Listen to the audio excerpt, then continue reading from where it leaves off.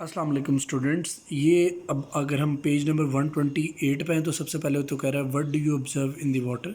ये अब वो उसी की बात बता रहा है जो आपने लास्ट एक्टिविटी अबाउट गैसेस की थी। ठीक है, याद होगा ये लास्ट टाइम मैंने शेयर किया आपको। ठीक है, तो अभी उसके बाद उसी एक्टिविटी से रिलेटेड वो कुछ बातें भी बता रहा है।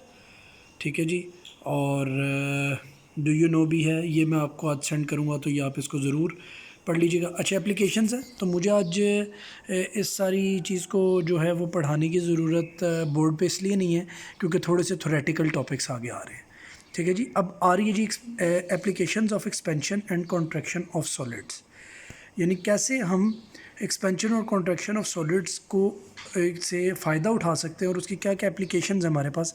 सबसे पहली चीज़ है जी reverting. Revert is a small cylindrical and smooth shaft whose one end is swollen called head while the other end is flat called bucktail। ये है जी रिवर्ट, ये देख लें।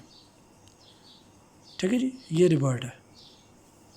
आगे बात समझ, काम इसका क्या होता है, जैसे अब ये दो मेटल बार्स है ना, इनको कनेक्ट करने का क्या तरीक़ेकार होता है कि इस रिवर्ट को इनके दरमियान में फिक्स कर दिया जाता है और बेशक आप ऊपर से ना हल्का सा हैमर से थोड़े से इसे प्रेस भी कर दिया जाता है। एडवांटेज ये होता है कि जो ही ये ठंडा होता है, यहाँ पे इसे पानी में डाल दें फ़ौरन।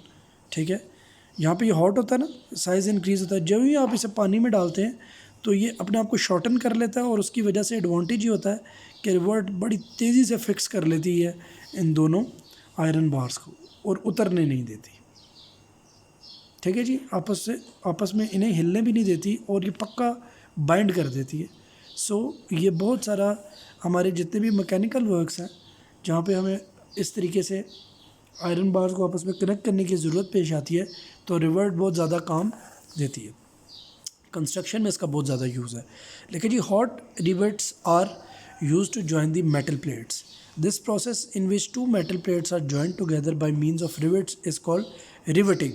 For joining the two steel plates, they are placed one above the other and holes are drilled through them। आगे बात समझ, तो उसके बाद है जी the rivet क्या करती है, the rivet is heated to make it red hot and is inserted into the holes of the plates। आगे बात समझ, जो होल्स आपने प्लेट्स के दरमियान बनाए होते हैं उसके दरमियान रिवेट को क्या कर देते हैं आप, एडजस्ट कर देते हैं। उसकी वजह से फ़ायदा क्या होता है कि the rivet is heated to make it red hot, वो तो हो गया जी। फिर the ends of the rivet are then hammered into a round shape। when the rivet cools and contracts it firmly grips the plates together। उन दोनों को क्या कर लेती है, इकट्ठा कर लेती है, इकट्ठा जोड़ लेती है। आगे बात समझ, तो हैमर की मदद से हम जब इसे स्ट्राइक करेंगे तो ये इजीली उनको क्या कर लेगी, आपस में ग्रिप कर देगी। क्लियर हो गया। सो इसी तरीके से fixing a metal tyre over a wheel भी है।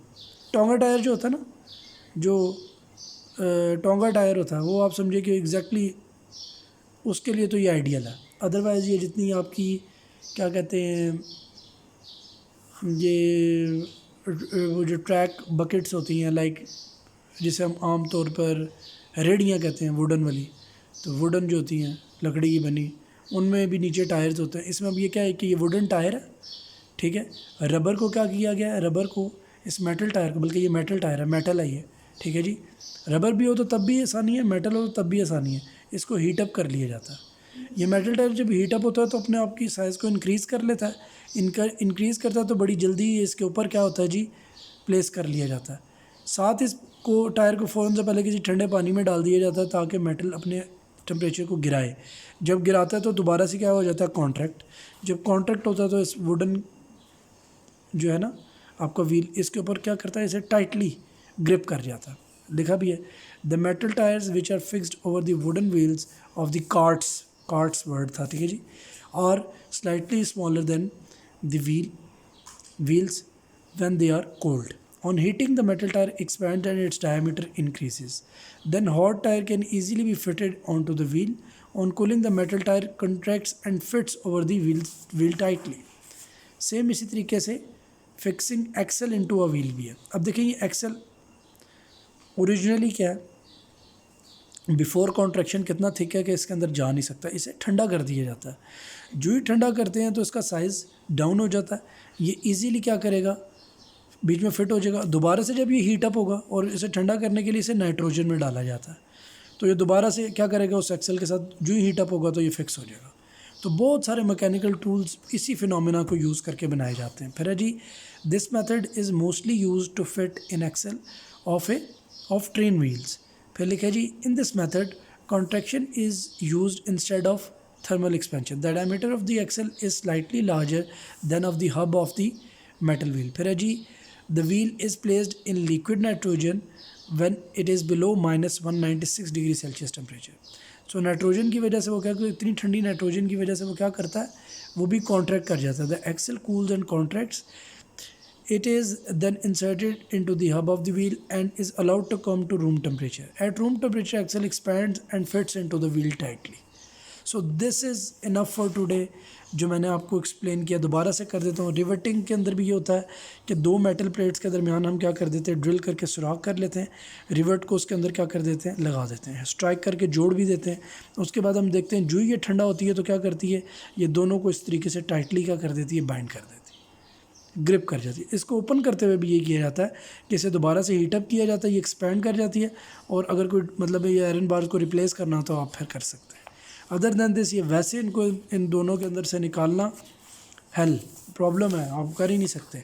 अभी आप ज़रा देखिए, इसी तरीके से ये इसका भी ये किया जाता है। अगर ये टायर्स आपने उतारने हो ना, मेटल टायर्स, तब भी आप इन्हें हीट अप करते हैं, ये फिर एक्सपैंड करते हैं तो ये उतरते हैं।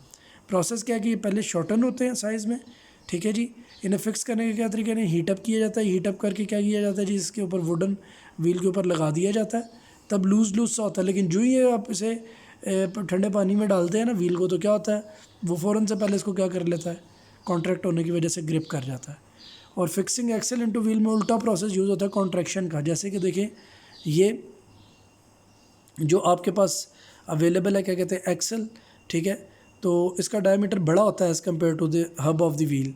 तो क्या किया जाता है, इसको नाइट्रोजन -196 डिग्री सेल्सियस के अंदर रखा जाता है ताकि ये भी कॉन्ट्रैक्ट कर जाए। कॉन्ट्रैक्ट करके स्लिम हो जाता है, स्लिम होता है तो इजीली ये हब के अंदर पास कर जाता है। और फिर उसके बाद ये देखा जाता है कि जनाब अली जो ही एक्सपैंड करेगा रूम टेम्परेचर पे, तो ये इसको बिल्कुल टाइटली क्या करेगा, ये इसको टाइटली जो है ना फिक्स कर लेगा एक्सेल व्हील के ऊपर। So this is how you are fixing a wheel, fixing an axle into a wheel by the help of this expansion and contraction. So ये 3 टॉपिक है आज के, इतना काफ़ी है। आगे फिर बायोमेटालिक स्ट्रिप्स के बारे में आ जाता है। जो बायोमेटालिक स्ट्रिप्स आपने पढ़ी थी ना यहाँ पर, ये जो एज ए स्विच यूज़ होंगी, तो इनका काम हम पढ़ेंगे आयरन के अंदर और फायर अलार्म के अंदर, कैसे बायोमेटालिक स्ट्रिप जो है ना वो यूज़ होगी, ठीक है। तो इसके बारे में हम पढ़ेंगे, this will be our next topic, लेकिन आज नहीं, नेक्स्ट टॉपिक के अंदर।